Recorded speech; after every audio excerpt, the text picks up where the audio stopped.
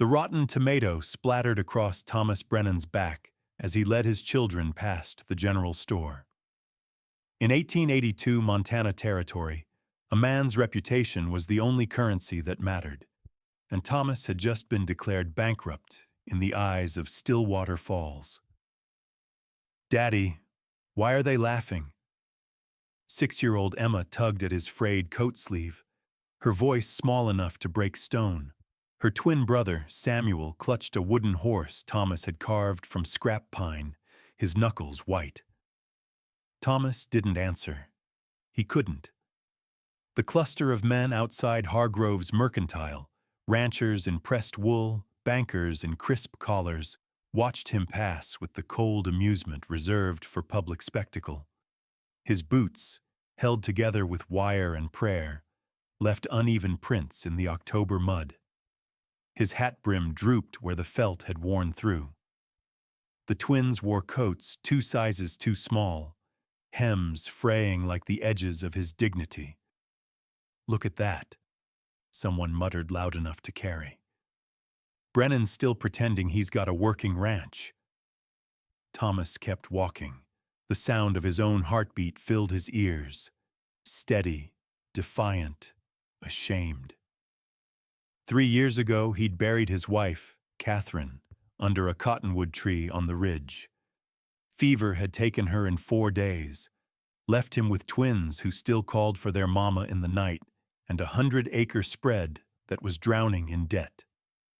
The cattle had wandered off or died. The fence posts leaned like drunks. The barn roof let in more sky than it kept out. Every morning, he woke to the weight of impossible math. 2 mouths to feed, no hands to help, and neighbors who decided his failure was entertaining. But Thomas Brennan had one thing the men in pressed wool didn't. He remembered what mercy looked like. Before we go further, drop a comment and tell us where you're watching from and what time it is where you are.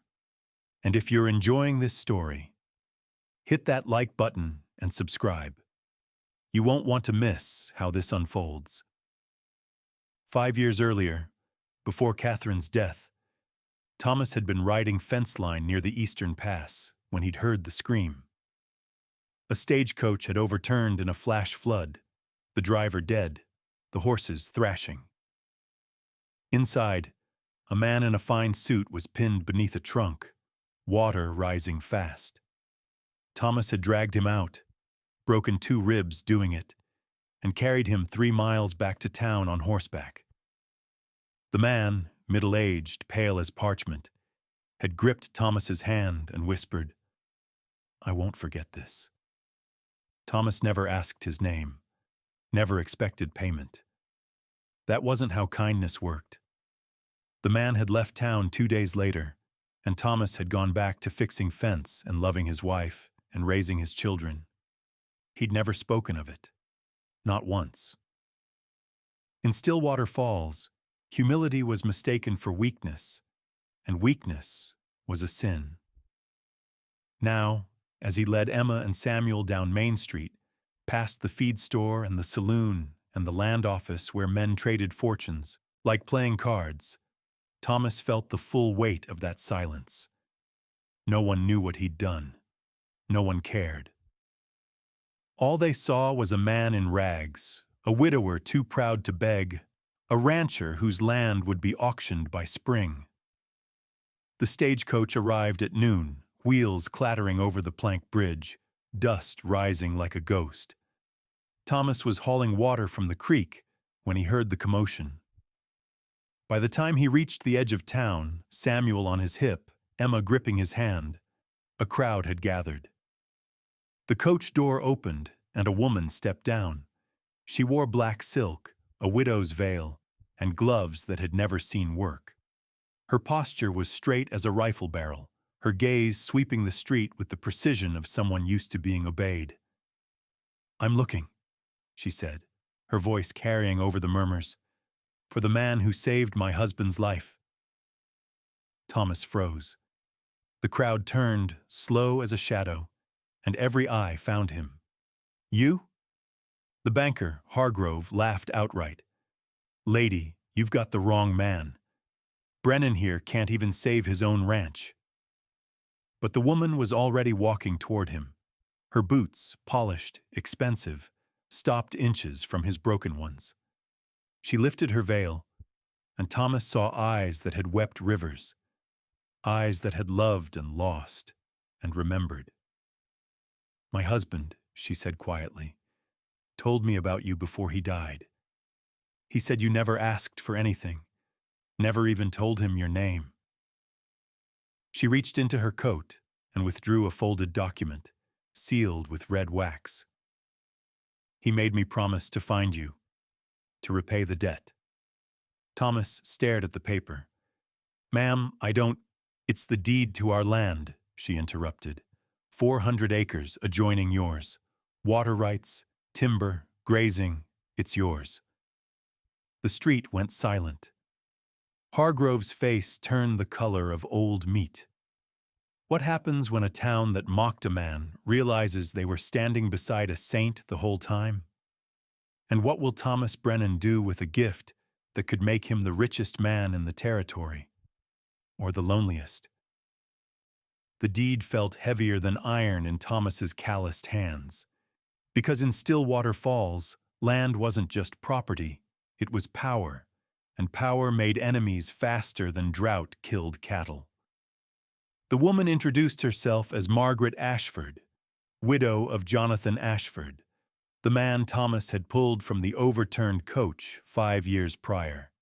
Jonathan had been a railroad surveyor, she explained, mapping routes through the Rockies when the accident happened. He'd lived another 4 years after Thomas saved him, long enough to build a modest fortune, long enough to make Margaret promise she'd find the man in the worn hat who'd asked for nothing. "He described you perfectly," Margaret said, standing in the middle of Main Street while the crowd pressed closer. "Said you had the hands of a workingman and the heart of someone who'd known loss." Her voice didn't waver, though Thomas could see the grief carved into the lines around her mouth. "He made me swear on his deathbed, find Thomas Brennan, give him what we built." Thomas looked down at his children. Emma's eyes were wide, hopeful. Samuel still clutched his wooden horse, but his grip had loosened. Behind them, the townspeople had formed a half-circle. Bankers, ranchers, the blacksmith, the preacher's wife, all watching like spectators at a hanging. Hargrove pushed forward, his belly straining against a brocade vest. "Now hold on just a minute. You can't just hand over land without proper verification. This could be a swindle. Are you calling me a liar?" Margaret's voice dropped to a temperature that could freeze whiskey. She turned to face the banker, and Thomas saw something in her posture shift. The softness of grief replaced by the steel of a woman who'd navigated boardrooms and legal offices. "I have the original deed, signed by the Territorial Land Office in Helena. I have my husband's will, notarized and witnessed. And I have a stagecoach full of documents that say this transaction is legal, binding, and none of your damn business." The preacher's wife gasped. Hargrove's face went from meat red to ash gray.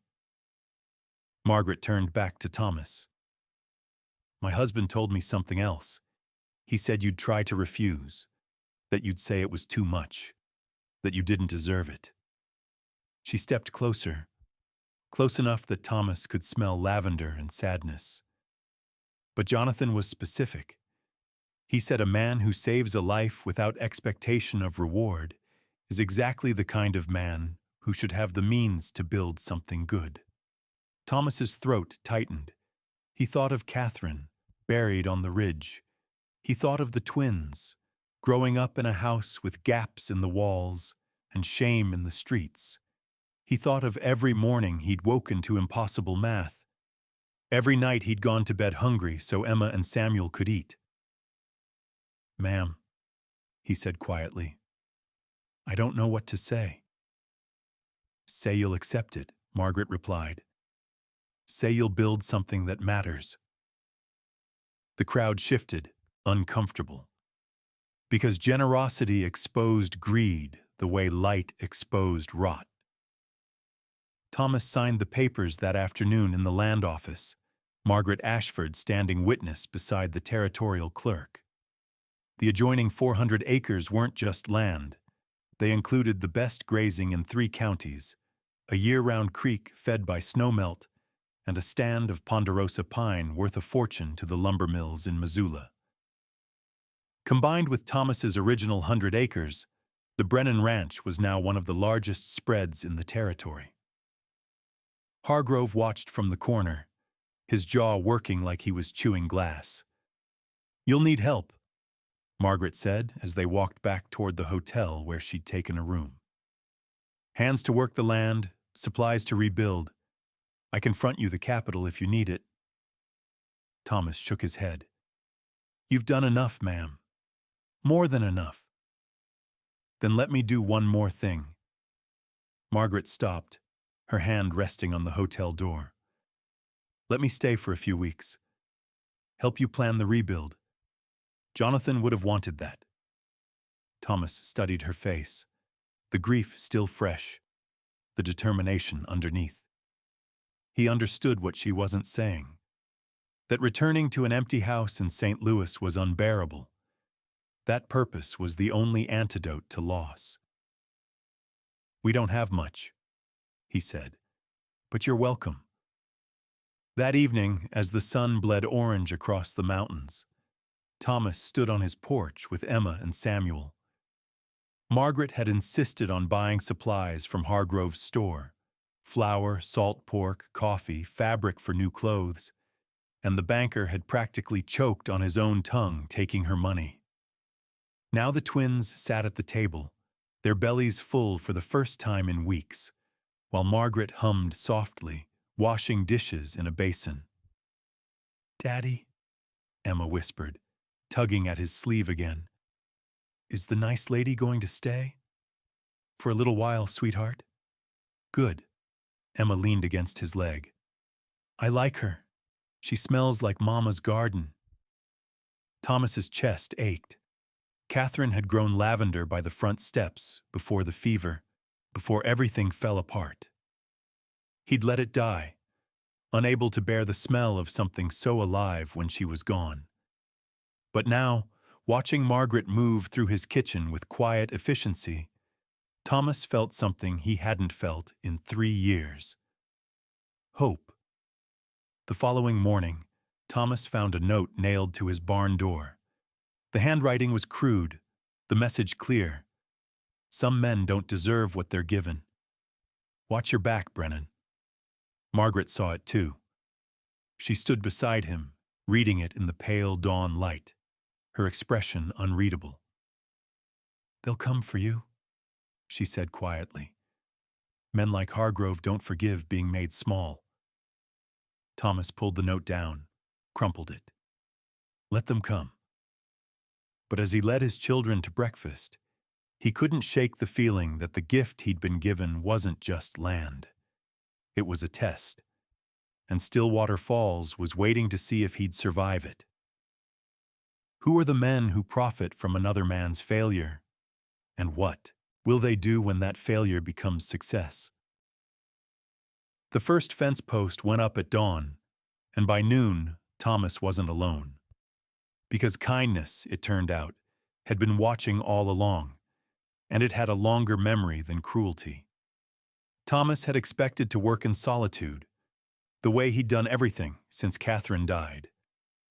He'd loaded his tools into the wagon before sunrise, left the twins with Margaret, and ridden out to the eastern boundary of his new land. The creek ran clear and cold here, the grass thick enough to hide a man's boots. He'd driven the first post into the ground with a sledgehammer, feeling the jar of impact climb his spine, when he heard the sound of hooves. A rider crested the ridge, then another, then 5 more. Thomas straightened, shading his eyes against the morning glare.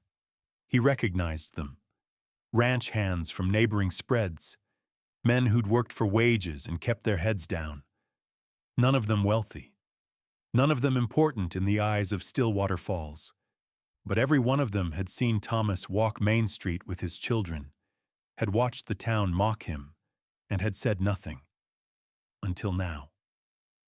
The first rider, a wiry man named Cole, missing 2 fingers from a roping accident, dismounted and pulled a pair of work gloves from his saddlebag. "Heard you got some fence to build," Cole said, his voice rough as sandpaper. "I'm not hiring," Thomas replied carefully. "Can't afford to pay." "Didn't ask for pay." Cole walked past him and picked up a post. "Asked where you want this." The others followed, a Blackfoot man named Two Wolves, who'd been run off 3 ranches for the crime of his blood, a Mexican vaquero named Esteban, whose skill with horses was legendary, but whose accent made him invisible to the bankers, a kid barely 16, too thin, too scared, who'd been sleeping in the livery because he had nowhere else to go, and an older man, gray-bearded, who introduced himself as Dutch and said nothing else. They worked in silence at first, the rhythm of hammers and the creak of wire the only conversation. But by midday, when Margaret arrived with a wagon full of food, cornbread, smoked venison, coffee strong enough to strip paint, the silence broke. "Why?" Thomas asked, sitting on a stump with a tin cup in his hands. "Why are you here?" Two Wolves looked up from the post he was planting. "3 winters ago, I was camped by your northern fence, starving. You left a quarter of beef hanging in a tree, wrapped in cloth. Never said a word. Just left it." Esteban nodded. "My daughter was sick. Needed medicine. I had no money. You paid the doctor. Told him to say it was charity from the church." The kid, his name was James, stared at his boots. "You let me sleep in your barn last spring. Gave me breakfast. Didn't ask questions." Dutch chewed his cornbread slowly, then spoke in a voice like gravel rolling. "My wife died in childbirth. You built her coffin, dug her grave, stood with me when nobody else would." Thomas felt the world tilt. He'd done those things, yes, but he'd never expected them to be remembered. In his mind, they were small gestures, the kind any decent man would make. He'd never connected them, never realized they'd woven a web of quiet loyalty. "I don't understand," Thomas said, his voice breaking. "The whole town treats me like I'm nothing." "The town ain't everybody," Cole said, driving another post. "And the ones who laugh loudest are usually the ones most afraid." Margaret stood apart, watching. Thomas caught her eye, and she smiled, sad, knowing. "Jonathan used to say the same thing," she said softly. "That cruelty is just fear wearing a mask." By the end of the week, the fence was finished. More than that, word had spread, quiet as smoke, and more men arrived. Some brought tools, others brought livestock they could spare. A widow named Ada brought laying hens and a milk cow, refusing payment. "You helped my son find work 2 years ago," she said simply. "This is me saying thank you." Thomas stood on his porch one evening, watching the sun sink behind the mountains, and tried to comprehend the transformation. His barn had a new roof. His fences ran straight and true. His pastures held cattle again. Not many, but enough. And in his kitchen, Margaret was teaching Emma how to braid bread dough while Samuel carved a new horse from a block of cedar Dutch had given him. "Daddy, look!" Emma held up the braided loaf, her face bright with pride. "Mrs. Ashford says it'll be the prettiest bread in Montana." Thomas felt something crack open in his chest. Not pain this time. Something warmer. But that warmth died when Hargrove arrived the next morning with the sheriff. Sheriff Callahan was a lean man with a badge that meant whatever the town's richest citizens wanted it to mean. He dismounted slowly, his hand resting on the revolver at his hip, and scanned the rebuilt ranch with barely concealed disgust. "Brennan," he said, "we've had complaints." "What kind of complaints?" Thomas asked, stepping off the porch. Behind him, Margaret appeared in the doorway, her expression sharp. "Complaints about squatters, vagrancy, men of questionable character camping on your land." Hargrove stood beside the sheriff, his thumbs hooked in his vest pockets, wearing the smile of a man who thought he'd already won. "Some folks are concerned you're harboring criminals." Thomas looked at the men working in his north pasture. Cole, 2 Wolves, Esteban, James, Dutch. "Those men are working my land. With my permission." "That Blackfoot's got a history," Hargrove said, jerking his chin toward 2 Wolves. "And the Mexican's probably illegal. You want trouble, Brennan. You're inviting it." Margaret stepped forward. "Sheriff, I'm Margaret Ashford. I own property in St. Louis and hold investments in 3 territorial banks. If you're here to harass Mr. Brennan based on the color of his employee's skin or the fabricated complaints of a man nursing wounded pride, I suggest you reconsider." Callahan's hand moved away from his gun. His eyes flicked between Margaret, Thomas, and Hargrove.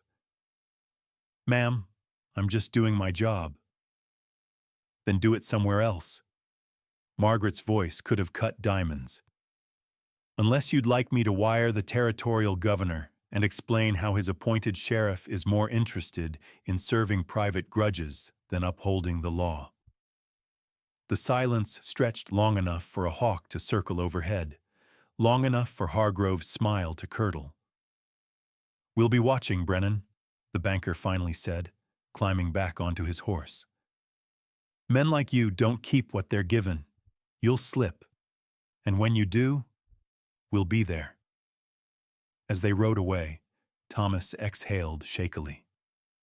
Margaret touched his arm. "They're afraid," she said. "Afraid that you'll succeed. Afraid that decency might actually be stronger than greed." Thomas watched the dust settle on the road. "What if they're right? What if I do slip?" Margaret looked at him steadily. "Then we'll catch you. That's what family does." And in that moment, Thomas Brennan realized something that would change everything. He wasn't alone anymore. But what he didn't know yet was that the real test wasn't surviving the town's cruelty. It was surviving the winter that was coming, and the secret Margaret Ashford was still carrying. The first snow fell on the 10th of November, and with it came a truth Margaret had been hiding. Because gifts, Thomas was learning, always carried weight, and some debts could never be fully repaid. The morning started ordinary enough. Thomas was splitting firewood behind the barn when he heard the crash. He dropped the axe and ran, finding Margaret collapsed on the kitchen floor, her face pale as January ice. Emma and Samuel stood frozen by the stove, eyes wide with terror that reminded Thomas too much of the morning Catherine had taken her last breath. "Mrs. Ashford!" Emma dropped to her knees, small hands fluttering uselessly. Thomas lifted Margaret onto the worn sofa, his heart hammering. Her breathing was shallow, labored. Her lips had taken on a bluish tint.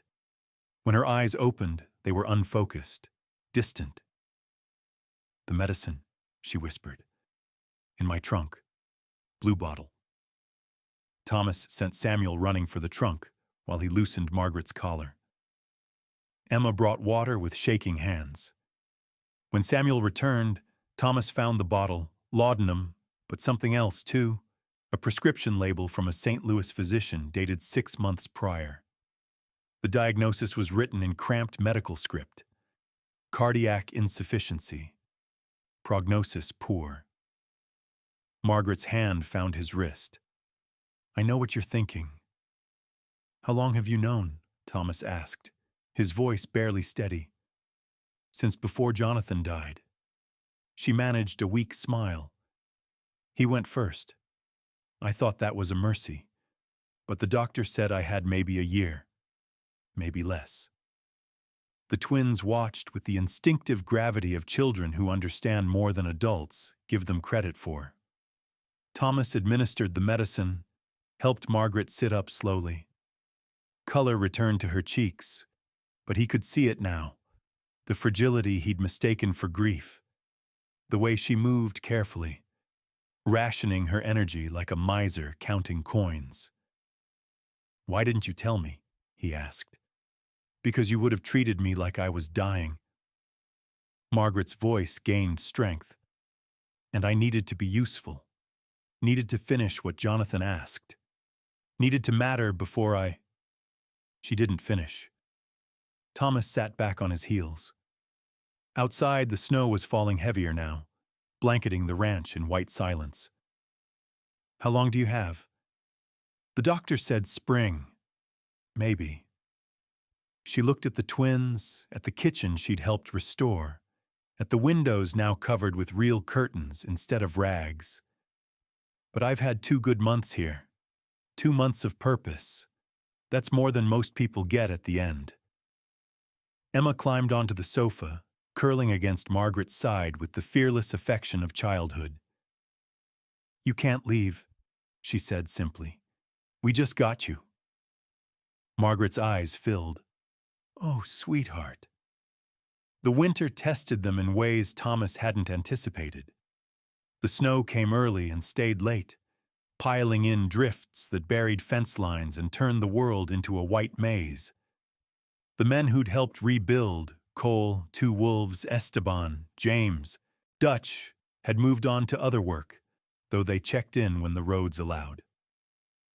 Thomas and Margaret fell into a rhythm, 2 people joined by loss and circumstance, caring for the twins and the ranch with the quiet efficiency of soldiers in a shared trench. Margaret taught Emma to read using the Bible and a worn copy of Shakespeare's sonnets she'd carried from St. Louis. She taught Samuel basic arithmetic using dried beans and patience. She showed Thomas how to keep proper books, how to write letters to buyers in Helena and Missoula, how to turn a struggling ranch into a legitimate business. And on the nights when the pain in her chest grew too great, when the laudanum barely touched it, Thomas sat with her by the fire and listened to her talk about Jonathan, how they'd met at a church social, how he'd courted her with letters full of terrible poetry, how they'd built a life that was small but honest and complete until a flash flood and a stranger's kindness had given them 4 more years. Do you think he knew? Margaret asked one night, her voice soft. That you'd never tell anyone what you'd done? Thomas stared into the flames. I didn't do it to be remembered. I know. That's what made him want to repay you. She coughed, a wet, rattling sound that made Thomas's stomach clench.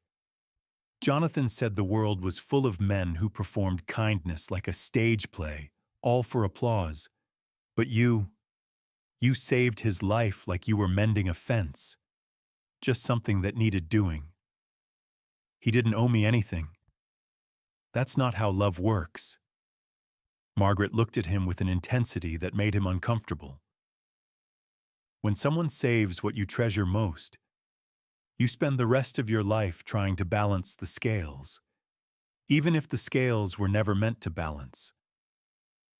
Thomas understood then. Margaret wasn't here just to fulfill a promise. She was here because staying in St. Louis, alone in a house full of Jonathan's ghost, would have killed her faster than any heart condition. She was here because the Brennan ranch had become her purpose, her last great act of devotion to a husband who'd loved her enough to make her swear an impossible oath. I'm glad you came, Thomas said quietly. Margaret smiled. So am I. But kindness and gratitude couldn't hold back the winter's cruelty. By January, the snow was so deep that Thomas had to dig tunnels to reach the barn. 3 head of cattle died, frozen in a sudden blizzard. The roof on the old bunkhouse collapsed under the weight of ice, and Margaret's episodes became more frequent, collapsing twice more, each time taking longer to recover. The twins adapted the way children do, with resilience that looked like acceptance. They learned to recognize the signs. Margaret's hand pressed to her chest, the way her breathing changed, and would quietly fetch the medicine, bring water, sit with her until the crisis passed. Thomas watched his children grow up too fast, watched them learn that love meant bearing witness to suffering without looking away.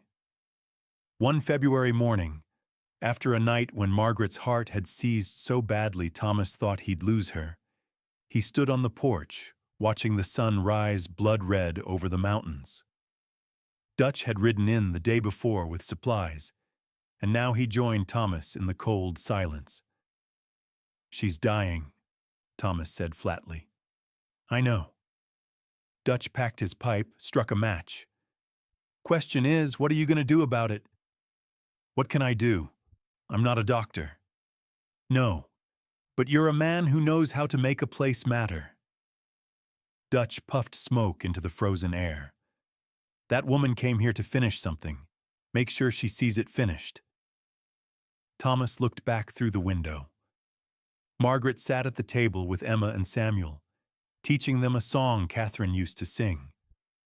Her voice was weak but true, and the twins harmonized like birds learning flight. "What if it's not enough?" Thomas asked.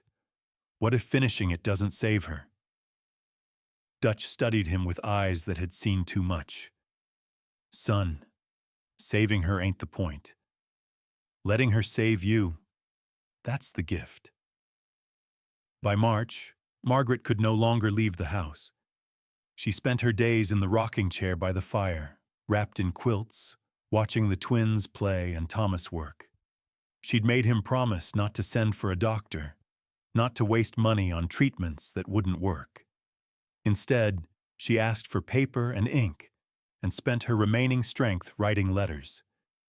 To lawyers in St. Louis, to bankers in Helena, to people whose names Thomas didn't recognize. "What are you doing?" he asked one evening. "Making sure the ranch survives," she said simply. "Making sure you and the children are protected." "Margaret, you've already given us everything." "Not everything." She sealed another letter. "Not yet." And as the snow began to melt and the first signs of spring appeared on the southern slopes, Thomas realized that Margaret Ashford's final gift was still coming. But would it arrive before she left to join the husband who'd sent her here? Margaret Ashford died on the 23rd of April, with wildflowers blooming outside the window and Emma's hand in hers. Because some people don't just leave, they plant seeds that bloom long after the ground has covered them. Thomas had known it was coming. The night before, Margaret had called him to her bedside while the twins slept. Her breathing was shallow, each word a labor. "The letters," she'd whispered. "They'll arrive next week. Don't refuse what's coming, Thomas. Promise me." "I promise," he'd said, though he had no idea what he was promising. She'd smiled then, the same smile she'd worn the day she stepped off that stagecoach 7 months ago. "Jonathan would have liked you, would have liked knowing his death wasn't wasted." "His death? He lived 4 more years because of you. We had 4 more years." Her eyes had closed. "That's not nothing. That's everything." She'd slipped away just after dawn, so quietly that Thomas almost missed it. One moment she was breathing, the next she was still, and Emma, who'd been sitting vigil with the fierce devotion only a 6-year-old could manage, had looked up at him with eyes too old for her face. She's with Mr. Ashford now, Emma had said simply. And with Mama. Thomas had no answer for that kind of faith. They buried Margaret on the ridge beside Catherine, under the same cottonwood tree. Cole, 2 wolves, Esteban, James, and Dutch rode in for the service, along with Ada and a handful of others who'd felt Margaret's quiet generosity during her months in Stillwater Falls. The preacher spoke words about eternal rest and God's mysterious plan, but Thomas barely heard them. What he heard was the sound of Emma and Samuel singing the song Margaret had taught them, a hymn about rivers and crossing over, their small voices clear and heartbreaking in the spring air. Hargrove didn't attend. Neither did Sheriff Callahan or any of the men who ran the town. Their absence was its own sermon. After the burial, Dutch pulled Thomas aside. The letters she was writing, they started arriving this morning. Stagecoach brought a whole satchel. They're at the land office. Thomas felt something cold settle in his stomach. What kind of letters? The kind that change things, Dutch said. You should go read them. The land office was empty except for the clerk, a nervous man named Whitmore who looked at Thomas like he was seeing a ghost. Mr. Brennan, I have some documents for you, from Mrs. Ashford, and from several banks in St. Louis and Helena. He spread the papers across the desk like a card sharp revealing a winning hand. Thomas read slowly, his lips moving, trying to make sense of the legal language.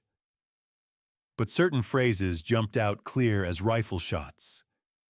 Transfer of all remaining assets, establishment of the Ashford-Brennan Land Trust, designated funds for school construction, estimated cost $1,200, allocation for church expansion, and community irrigation project. Thomas looked up. What is this? Mrs. Ashford liquidated her entire estate before she died, Whitmore explained, his voice shaking slightly. Everything she and her husband owned. She's established a trust that names you as the primary trustee, with instructions to use the funds for community development. There's enough money here to build a school, expand the church, dig proper wells, even bring in a doctor.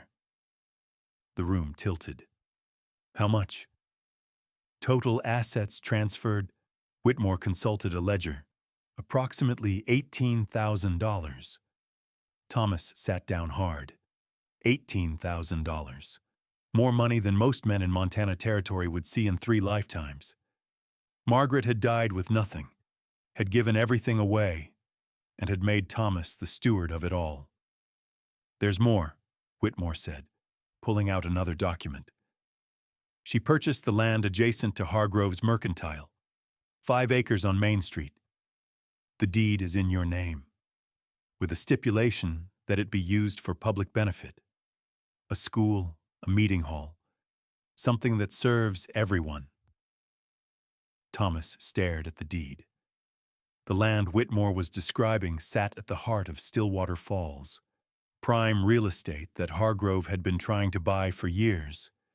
Margaret had beaten him to it and had handed it to the man the town had mocked. Why? Thomas asked aloud. Why would she do this? There's a letter, Whitmore said quietly, handing over an envelope. She left it for you. Thomas read the letter on the ride home, the reins loose in his hands while his horse picked its way along the familiar trail. Margaret's handwriting was shaky but legible. Dear Thomas, by the time you read this, I'll be with Jonathan. I hope you're not angry. I know you'll think this is too much, that you don't deserve it, that I should have kept something for myself. But here's what you don't understand. I kept everything that mattered. I kept 7 months of purpose. I kept mornings with Emma and Samuel. I kept evenings by your fire, feeling useful again.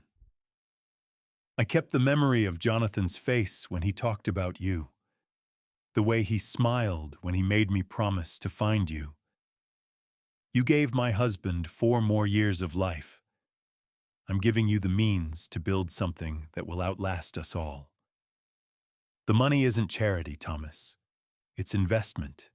In you, in your children, in the kind of town Stillwater Falls could become if decent men had the resources to lead it. Build the school, hire the teacher, dig the wells, let the ranchers who helped you benefit from the irrigation. And when Hargrove and men like him try to stop you, and they will, remember that you're not doing this for yourself. You're doing it for every person they've stepped on, every family they've ignored, every child who deserves better than what cruelty offers.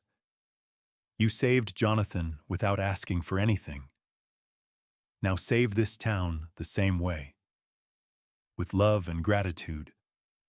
Margaret Thomas folded the letter carefully, his hands trembling. Around him, the spring landscape bloomed with new grass and wildflowers, the kind of beauty that came after winter's death. He thought of Margaret sitting in his kitchen, teaching his children. He thought of Catherine under the cottonwood tree, waiting for him to stop grieving and start living. He thought of Emma and Samuel, who deserved a future built on something stronger than shame. When he reached the ranch, the twins ran out to meet him. "Daddy, is it true?" Samuel asked breathlessly. "Dutch said Mrs. Ashford left us money to build a school." Thomas dismounted, pulling both children into his arms. "It's true." "Will you do it?" Emma asked. "Will you build it?"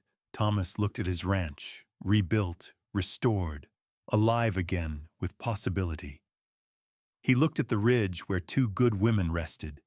He looked at his children, who'd learned that kindness wasn't weakness and that mercy was the strongest foundation a life could have. "Yes," he said, "we're going to build it." But as he said those words, he knew that building a school would make him more than just a successful rancher.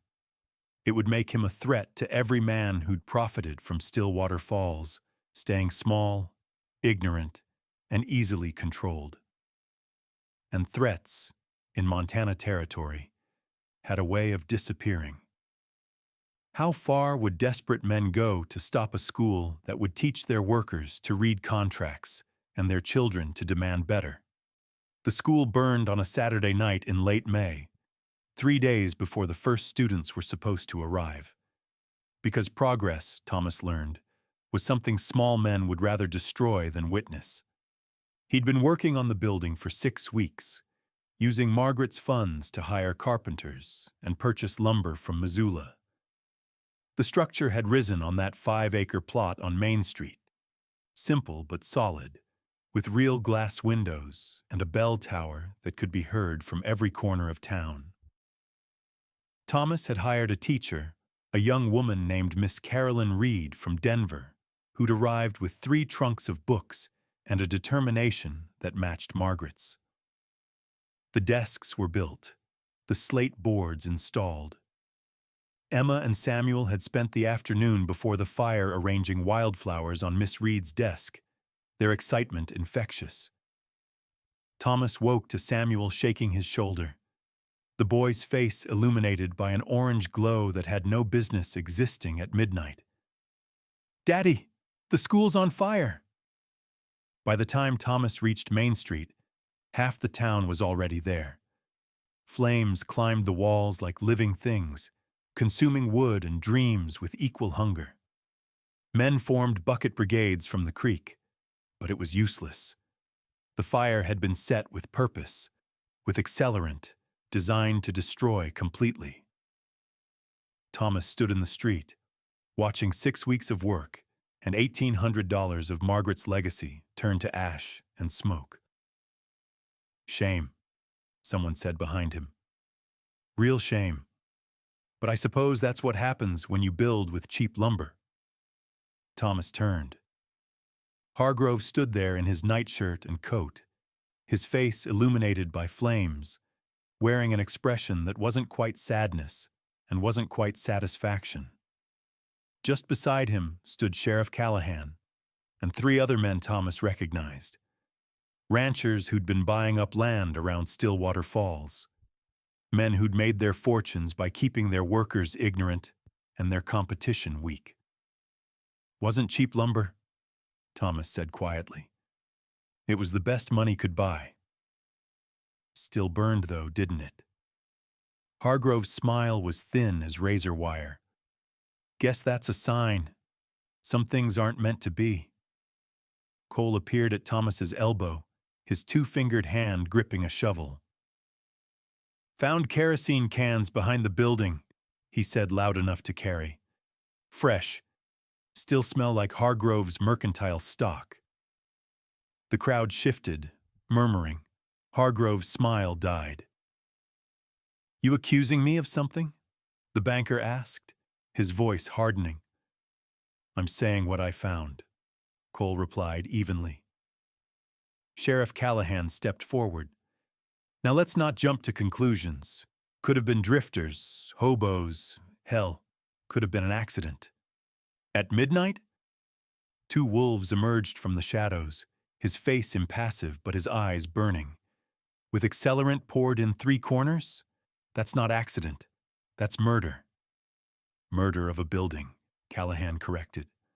"Nobody died." "Yet," Thomas said softly. Every eye turned to him. Nobody died yet. The confrontation might have ended there. Accusations flying, nothing proven, the school a smoking ruin. Except Emma did something no one expected. She walked through the crowd of adults, her nightgown ghostly white in the firelight, and stood directly in front of Hargrove. 6 years old, barefoot, fearless. "You're a bad man," she said clearly.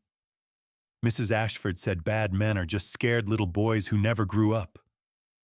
Are you scared, Mr. Hargrove?" The banker stared down at her, his face cycling through shock, rage, and something that might have been shame, if shame had a place in him. "Little girl, you should watch your mouth." "Emma." Thomas started forward, but Margaret's voice echoed in his memory. "Let them see. Let them see what they're really fighting." Emma didn't move. "My mama died. Mrs. Ashford died. But they weren't scared. They were brave." Her small hand pointed at the burning school. "You burned down a place where children were supposed to learn. That's what scared people do." Samuel joined his sister, standing beside her with the wooden horse clutched in his fist. Then Miss Reed stepped forward, and Ada, and Cole, and two wolves, and Esteban. Dutch moved to stand with them, and James the stable boy, and a dozen others. Every person who'd been helped by Thomas. Every soul who'd felt Margaret's quiet generosity. Every family who'd been stepped on by men like Hargrove and told it was the natural order of things. They formed a wall between Thomas and the burning school, facing the banker and the sheriff and the ranchers who'd grown fat on other people's fear. "You can burn a building," Miss Reed said, her voice steady, "but you can't burn what it represents." "And what's that?" Hargrove sneered. "Some Eastern idealism about equality and education? This is Montana territory, lady. We don't need book learning to raise cattle." "No," Thomas said, stepping through the line of people to stand beside his children. "You don't need education to raise cattle. You need it to stop being cattle yourselves." The words landed like stones in still water. Ripples of understanding spread through the crowd. All the men and women who'd been manipulated by complicated contracts, who'd sold land for pennies because they couldn't read the fine print, who'd sent their children to work instead of school because school didn't exist. Hargrove's face went purple. "You watch yourself, Brennan. Accidents happen. Buildings burn. Sometimes ranches, too." "Is that a threat?" Sheriff Callahan asked. And for the first time, Thomas heard uncertainty in the lawman's voice. Because making threats in front of 50 witnesses is a good way to end up explaining yourself to the territorial judge. Hargrove seemed to realize his mistake.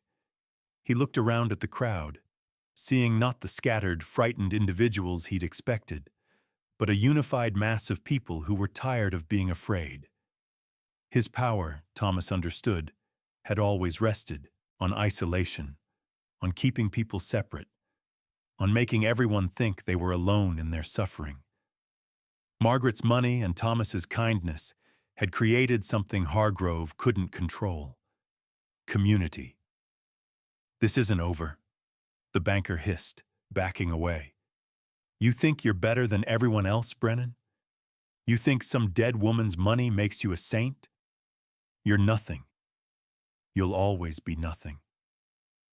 "Maybe," Thomas said quietly, "but nothing built that school once, and nothing will build it again." As dawn broke over the smoking ruins, Thomas stood with his children and surveyed the damage. The walls were gone, the roof collapsed, the bell tower a twisted skeleton of charred timber. Miss Reed's books were ash, the desks were kindling. Everything physical that Margaret's money had built was destroyed. But the people remained, and as the sun rose higher, something extraordinary happened. Cole drove the first wagon in, loaded with lumber. "Had some extra from a job," he said simply. "Figured you could use it." 2 wolves arrived with a team of horses and a drag to clear the rubble. Esteban brought his 3 brothers, experienced carpenters all. Ada organized the women to prepare food for the workers. Dutch showed up with surveying equipment and a set of plans drawn on the back of an old map. A new school, bigger than before, designed to hold 50 students instead of 20. "Where did these come from?" Thomas asked, staring at the carefully drawn specifications. "Margaret sent them to me 2 months ago," Dutch admitted. "Said if anything happened to the first school, we'd need to be ready to build a better one. Said men like Hargrove always show their hand eventually, and when they did, we'd need to move fast." Thomas felt tears burn his eyes. Margaret had known, had anticipated the cruelty, prepared for it, turned it into a catalyst rather than an ending. By noon, the ruins were cleared. By evening, the foundation was marked, and the first support posts were sunk. And as the week progressed, something unprecedented happened in Stillwater Falls. The school rose not from one man's wealth, but from a community's will. Ranchers donated timber. Merchants gave nails and glass at cost. Even people who'd never spoken to Thomas before showed up with shovels and hammers, their faces set with determination. "Why are they helping?" Samuel asked one evening, watching a crew of miners work by torchlight to finish the roof. "Because they're tired," Thomas said simply. "Tired of being small, tired of being scared, and they finally see that together. They don't have to be either." 3 weeks after the fire, the new school opened its doors. It was larger, sturdier, and built with a stone foundation that wouldn't burn. Miss Reed stood at the entrance with Emma and Samuel beside her, ringing the bell that Dutch had somehow salvaged from the ruins and repaired. 37 children arrived that first day. Some barefoot, some in patched clothes, but all of them hungry for something Hargrove couldn't burn: hope. And watching from across the street, his face twisted with impotent rage, Hargrove understood what Thomas had known for months. He'd already lost. But would defeat make a desperate man dangerous, or merely pathetic? Hargrove left Stillwater Falls on a cold morning in September 1883, with everything he owned loaded into a hired wagon. Because empires built on cruelty collapse the moment people remember they never needed an emperor. The banker's downfall had been methodical, almost gentle, the kind of justice that arrived not through violence but through obsolescence. It started when Thomas partnered with Miss Reed to teach evening classes for adults, showing ranchers and laborers how to read contracts and calculate fair prices. Within a month, 3 families had discovered they'd been shortchanged for years by Hargrove's deliberately complex loan terms. They'd taken their complaints to the territorial court in Helena, and a judge had ruled in their favor, ordering restitution.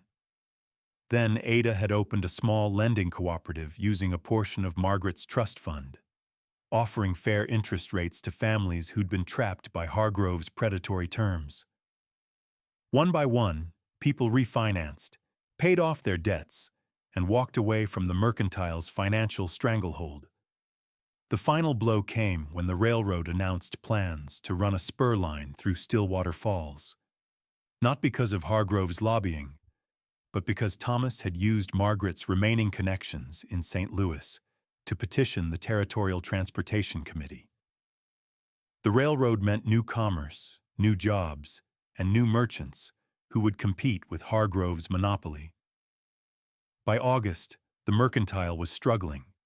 By September, Hargrove had sold it to a cooperative Thomas had helped establish, a store owned collectively by the community, where profits were reinvested rather than hoarded. Now Thomas stood on his porch, watching the banker's wagon disappear down the road, and felt nothing. No triumph, no satisfaction. Just a quiet sense that the world had corrected itself the way a river finds its level. "Is he gone forever?" Emma asked, holding Thomas's hand. "I think so, sweetheart." "Good." She squeezed his fingers. "He made people sad." Samuel looked up from the porch steps where he'd been whittling another horse. His skill had grown remarkable under Dutch's patient teaching. "Daddy, why didn't you ever tell anyone about saving Mr. Ashford?" Thomas sat down beside his son.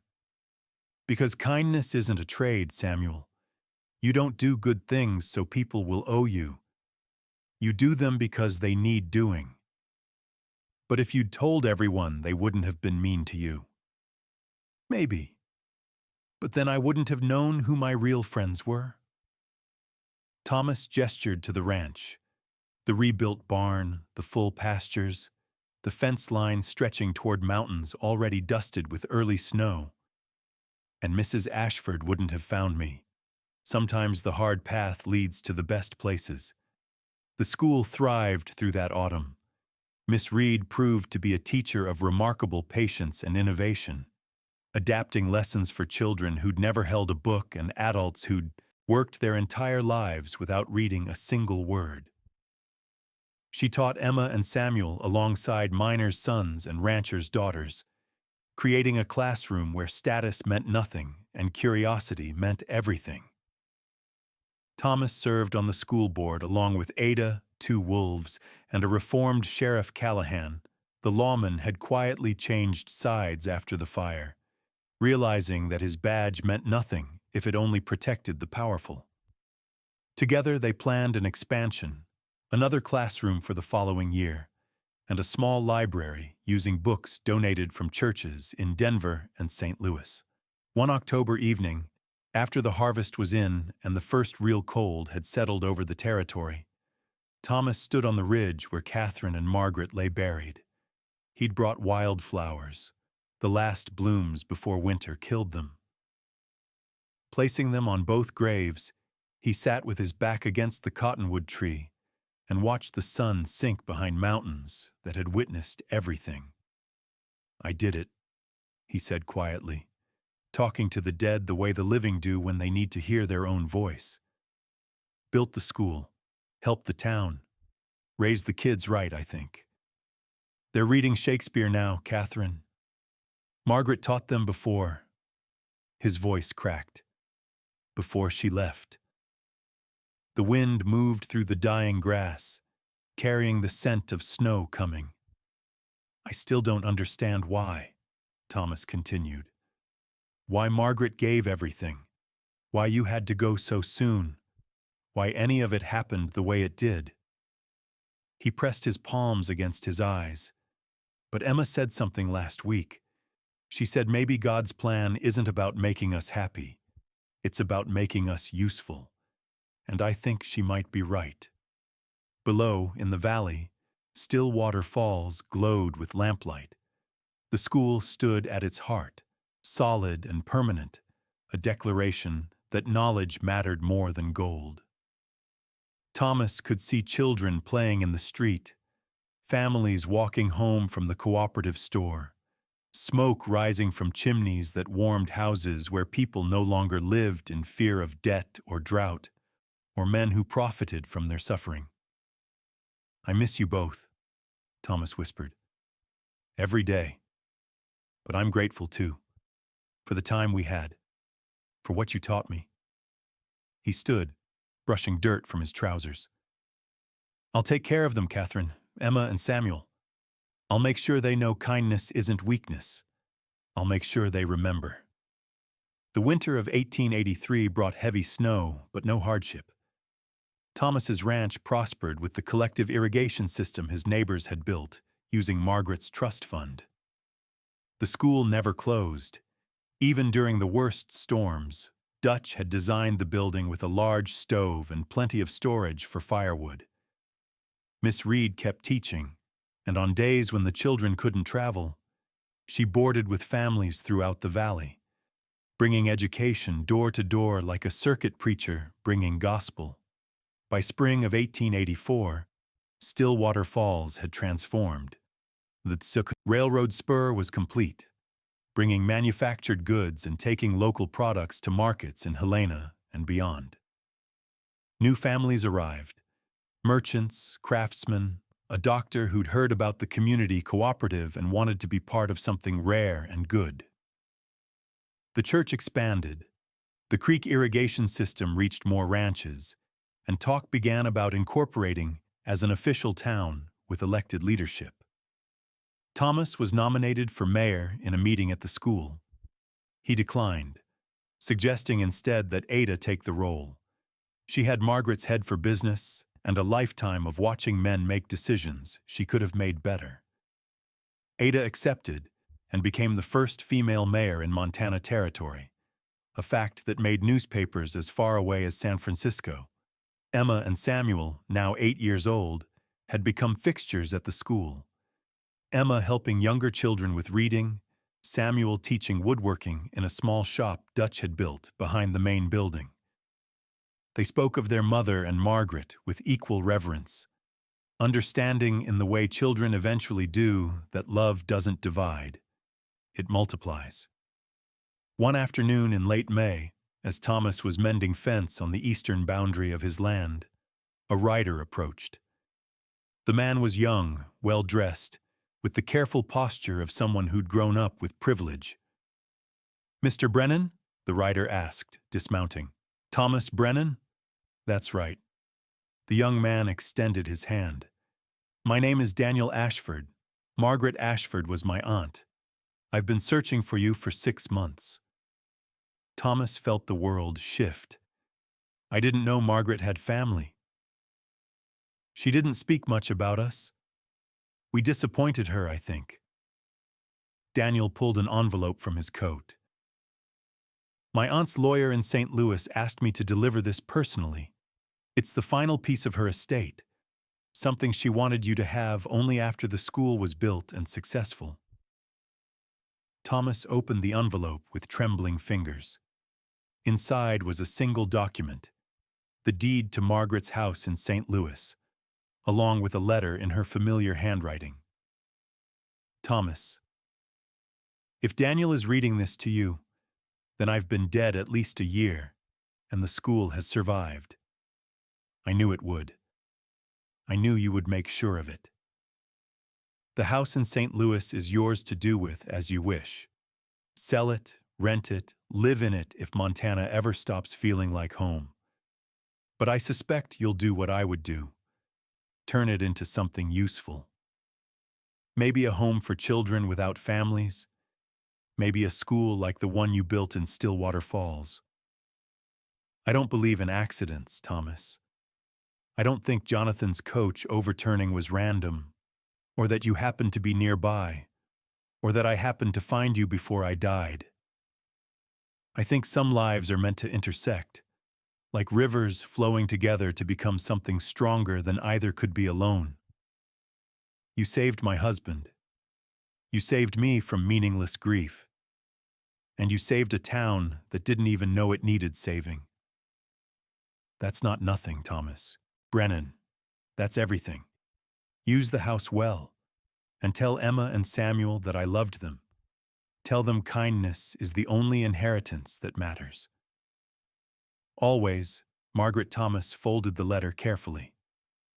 The house in St. Louis was worth thousands, enough to fund 10 more schools, enough to lift Stillwater Falls from struggling settlement to thriving town. What will you do with it? Daniel asked. Thomas looked out over his land, his ranch, his home. He thought of Catherine and Margaret resting on the ridge. He thought of Emma and Samuel learning to read by lamplight. He thought of Cole and 2 wolves and Esteban and every person who'd helped build something good from the ashes of cruelty. I'll do what she wanted, Thomas said simply. I'll use it to help people who need it. And that's exactly what he did. By 1885, the Brennan Ashford Foundation had funded 6 schools across Montana Territory, established lending cooperatives in 4 towns, and created a home in St. Louis for orphaned children that operated for the next 60 years. Thomas never left Stillwater Falls, but his influence spread like seeds on wind, carried by people who'd learned that kindness wasn't weakness. It was the strongest foundation any community could have. What legacy could one act of unnamed heroism create? And how many lives could it change before the story ended? Thomas Brennan died in 1912 at the age of 64, surrounded by children, grandchildren, and a town that bore his fingerprints on every street corner. Because some men don't just build ranches, they build futures, one act of quiet mercy at a time. The end came gently, the way autumn leaves fall, expected, natural, carrying with it the weight of a life fully lived. He'd been working in the north pasture when his heart simply decided it had beaten enough times. Samuel found him sitting against a fence post, his hat tipped back, his face peaceful. In his hand was a smooth riverstone, the same one Rose had found 30 years earlier, the day everything changed. The funeral drew people from across Montana, former students of the first school, now parents bringing their own children to the education Thomas and Margaret had made possible, ranchers whose land had been saved by the cooperative lending system, families who'd escaped poverty through the foundation's quiet intervention. Ada, now 70 and still sharp as winter wind, delivered the eulogy in the church Thomas had helped expand decades earlier. Thomas Brennan never wanted to be remembered, Ada told the crowd, packing the pews and spilling into the street. He did good the way other men breathe, automatically, without thought of recognition. But we remember anyway, not because he asked us to, but because his kindness became the ground we built our lives on. Emma and Samuel sat in the front row, both now 38, both with families of their own. Emma had become a teacher like Miss Reed, running the school that bore Margaret Ashford's name. Samuel had taken over the ranch, expanding it through careful stewardship into one of the most prosperous in the state, not because he sought wealth, but because he'd learned that success meant having enough to share. They buried Thomas on the ridge beside Catherine and Margaret, under the cottonwood tree that had grown massive and spreading. 3 graves in a row, 3 people who'd loved each other across the boundaries of time and circumstance. The headstone Samuel commissioned was simple, carrying only the words Thomas had lived by. Thomas Brennan, 1848, 1912. He saved what mattered, but the story didn't end with Thomas's death. It multiplied, the way kindness always does when given room to grow. By 1912, Stillwater Falls had become the largest town between Helena and Missoula, with a population of 3,000. The railroad depot Thomas had helped petition for was now a major junction. The school had expanded to 3 buildings, teaching 200 students from kindergarten through 12th grade.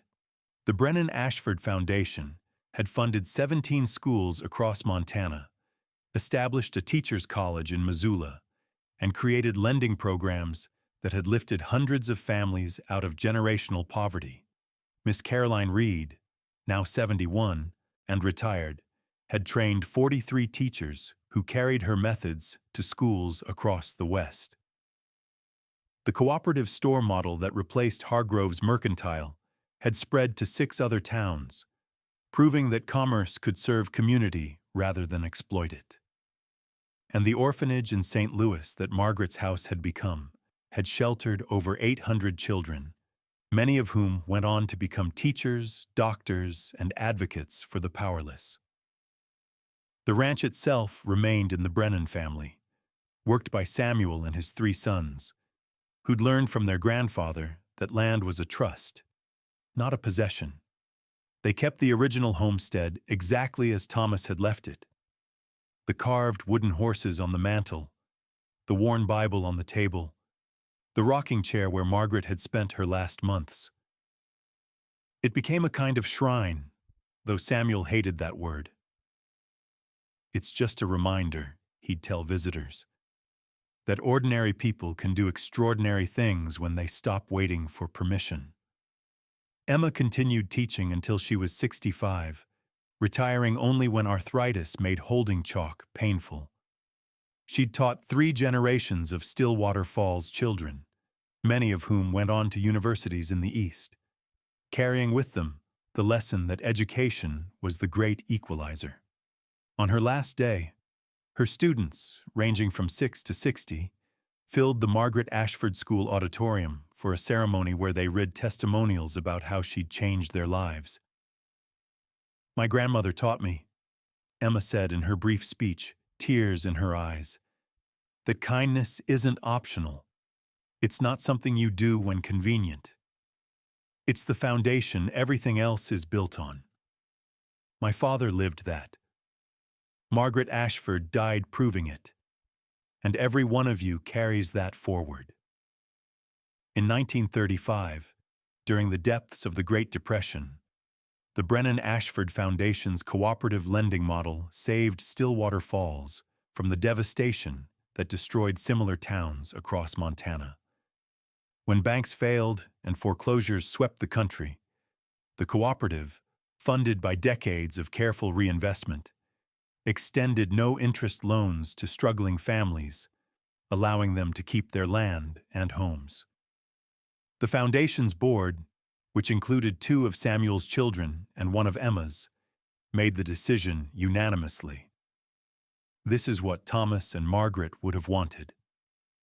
By 1950, Stillwater Falls had its own hospital, funded partially by the foundation and partially by community donation.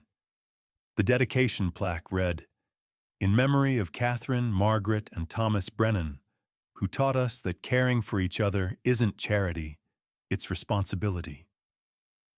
In 1968, Emma Brennan Morrison died at the age of 92, the last person alive who remembered the day her father walked Main Street with rotten tomatoes on his back. She was buried on the ridge beside her father, mother, and the woman who'd become like a second mother. Her final request was that her headstone face the town so she could watch over the school that had been her life's work. Samuel followed in 1971, aged 95, having spent 89 years on the ranch where he'd been born. His last words, according to his grandson, were, "Tell them to keep building, keep helping, keep remembering." Today, Stillwater Falls is a town of 12,000, known throughout Montana for its community-focused governance and its robust public education system. The original Margaret Ashford School building still stands, preserved as a historical landmark and museum dedicated to the intersection of private charity and public good. Visitors can see the rocking chair Margaret sat in, the wooden horses Thomas carved, the letters Margaret wrote establishing the trust that changed everything. The Brennan Ashford Foundation continues operating, now managing an endowment of over $40 million, funding scholarships, community development projects, and emergency assistance across Montana and 6 surrounding states. Its board includes descendants of Thomas Brennan, but also descendants of Cole, 2 wolves, Esteban, Ada, and dozens of other people whose lives were touched by one act of unnamed heroism in 1877.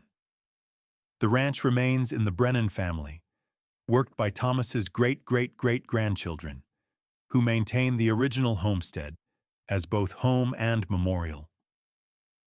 School groups visit regularly, learning about the man who was mocked for his shabby clothes and failing land, who saved a stranger without seeking reward, and who built an empire of compassion that outlasted every empire of greed. And on the ridge above town, under a cottonwood tree now nearly 150 years old, 4 graves rest in peaceful alignment. Catherine, Margaret, Thomas, and Emma, their headstones simple, their legacy immeasurable. But here's what the historians don't put in their books. On winter nights, when the snow falls heavy over Stillwater Falls and the wind howls down from the mountains, people swear they can hear it. A sound like children laughing, like the creak of a rocking chair, like the ring of a school bell that shouldn't exist anymore. Old-timers will tell you it's just the wind playing tricks. But the young ones, the students who still attend schools funded by a foundation established 140 years ago, sometimes wonder if maybe it's something else. Maybe it's the sound of kindness echoing forward through time, reminding everyone who listens that the smallest act of mercy, saving a stranger, sharing a meal, teaching a child to read, can reshape the world in ways that outlast stone and steel and every monument humans build to themselves. They say Thomas Brennan never wanted to be remembered. But in Stillwater Falls, forgetting him would be like forgetting how to breathe. Some men leave money, some leave buildings.